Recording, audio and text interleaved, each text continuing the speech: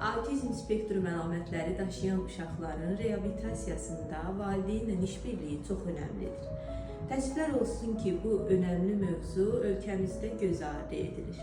Çünki bir autizm spektrum əlaməti daşıyan uşaq maksimum şəkildə reabilitasiya alsa da bu həftəlik 20 və yaxud artı əksi olaraq dəyişə bilir. Bu da bir çox maddi mənəvi səbəblərə bağlı olur.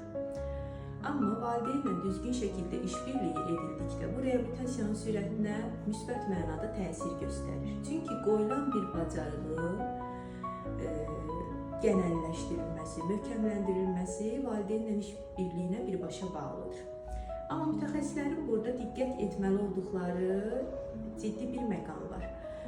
Valideyn mütəxəssis deyil və uşaqla mütəxəssis kimi çalışa bilməz.